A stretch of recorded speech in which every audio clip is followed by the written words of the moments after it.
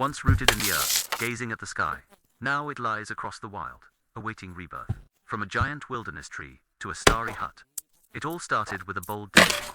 Enough talk. Follow me into this freezing cold.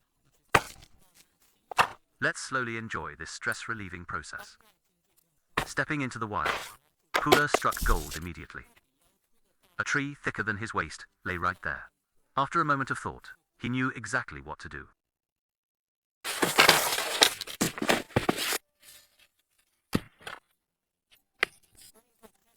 Safety gloves are a must before starting. Step 1. Clear the rotting debris into a pile, judging by the state of the roots. This poor giant fell a long time ago. The wilderness might look peaceful, but it can unleash sudden blizzards, or just toy with the breeze. He swings the shovel to expand the space underneath. But as he dug, a protruding branch kept getting in the way. He didn't hesitate. He grabbed the saw and cut it right off. Now he can finally get down to business.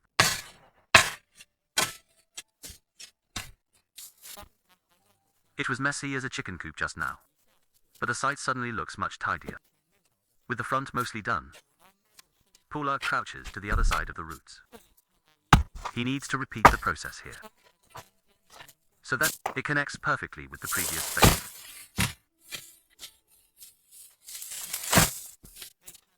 You can see, the tree is still partially rooted in the ground. Imagine the force required to knock this massive thing over.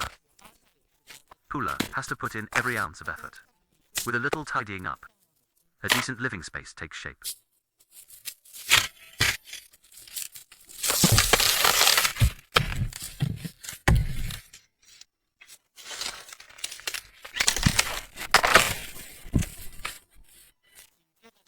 Immediately, he sets his sights on a dead tree nearby. Youngsters can be a bit reckless in their work. He's already slipped twice in no time.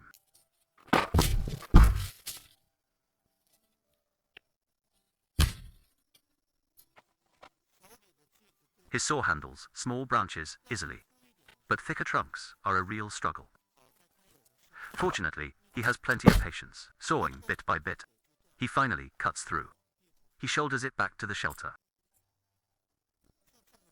He goes around scavenging one by one, finding trees lying scattered about. Once he chooses one, it gets cut and added to his collection.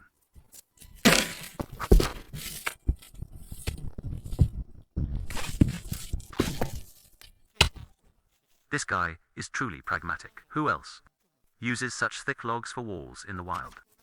Although it takes a lot more effort, there is absolutely nothing wrong with it. A few logs completely cover the gap, and it provides a full sense of security.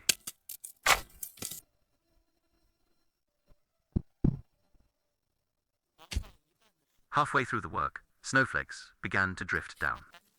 He hurried to pick up the pace. Once the walls were aligned, he went decisively to some pine trees. He borrowed some of their branches. They have a big use.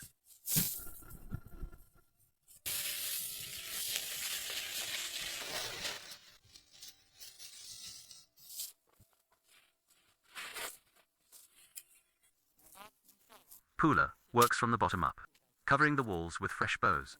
The original rugged shelter instantly turns lush and green. Now, wind and snow won't easily sneak in.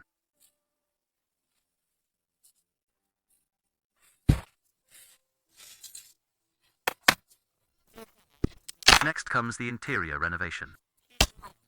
He smooths out the split logs a bit, fitting a few tightly together. He makes a premium hard bed. Lying on this is surely better than sleeping on the ground.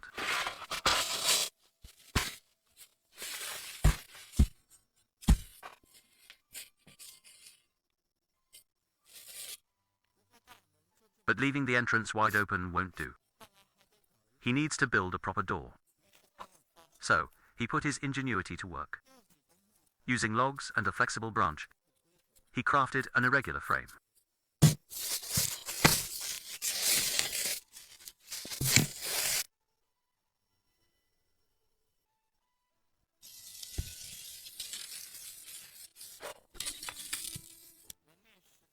There are no fancy materials for the door facing, so he simply used leftover tree bark, secured with twine, and sealed with moss in the cracks.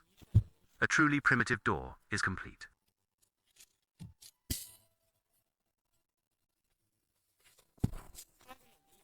With a home in the wild, Pula feels much more at peace, like a drifting ship finally finding a port. He shuts the door with a bang, grabs his tools, and strides out.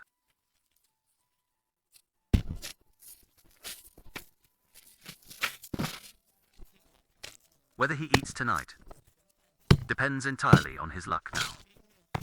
The ice is unbelievably thick. Pula chiseled with his axe for ages, just to make a small hole. He pulls out his gear and squats down, waiting patiently like a hunter in a blind, waiting for the fish to bite.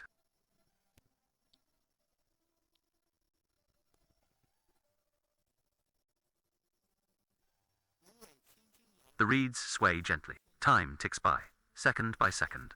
Pula's luck is off the charts. He pulls up a crucian carp on the first cast. He doesn't hesitate. He casts again. Another one, and another. It's like the fish are queuing up for his hook.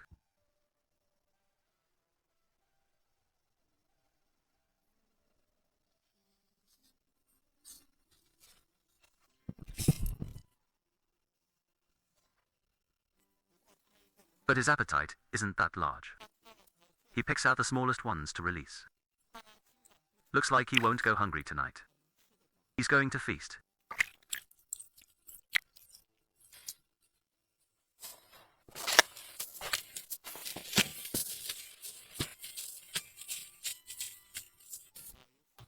Putting the fish down, he remembered the fine reeds by the lake.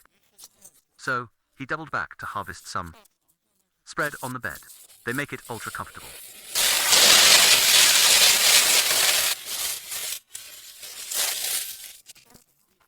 With everything sorted, he quickly sets up the small stove. It's a small, cute little thing.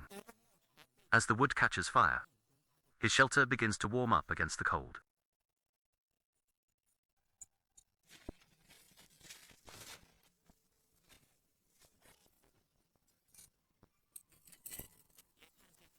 He might look rough around the edges, but his cooking skills are pretty good. The starch-coated fish sizzle in the pan. He controls the heat like a professional chef. Just perfect.